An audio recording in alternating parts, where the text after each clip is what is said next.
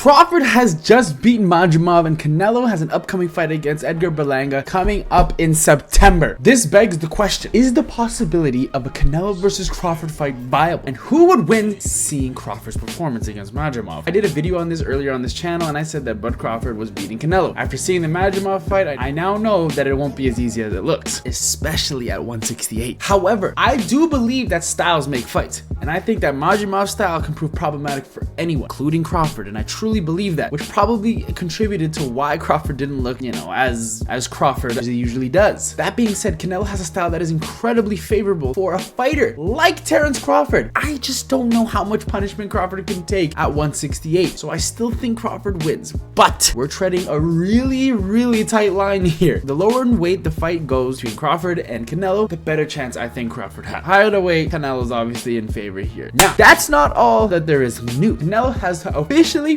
pissed off Turki Alalshikh. The man tried to single-handedly give boxing a lift. Why? Well, because apparently Turki has tried to discuss a potential fight with either Benavidez or Crawford. Canelo in this space is asking for something in the realm of 200 million. We've covered this in the videos before. Turki, nor anyone else in the history of existence, is going to offer that kind of money for Canelo. Ultimately, contract talks went sour. Turki, however, had this to say: just wrapped up an important meeting now with my team, planning for the upcoming fights that we will make for 2024 and 2025. I decided to disregard the Canelo fight as I don't want it anymore. Instead, I will be focusing for the US market. To where Canelo responded to, obviously the first part of that, Canelo responded with the fact that he didn't like how Turki did business, and Turki responded with this: I heard what Canelo said, that he respects me but doesn't like the way I do business. As for him respecting me, it doesn't matter to me if he does or not. As for the way I do business, I know why he doesn't like it, because I only target big fights at a fair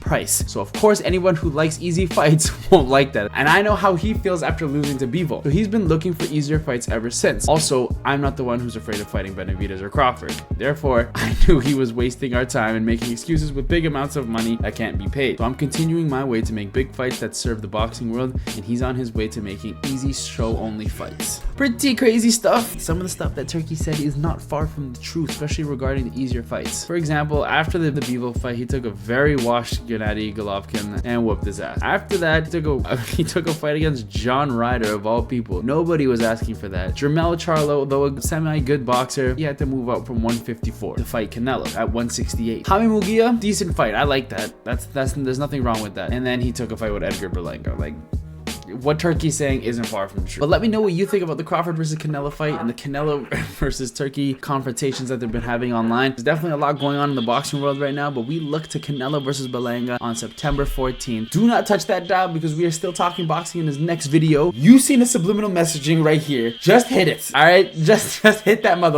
It's been your boy Afrodisiac signing out till next time. Bring the beat in. Peace.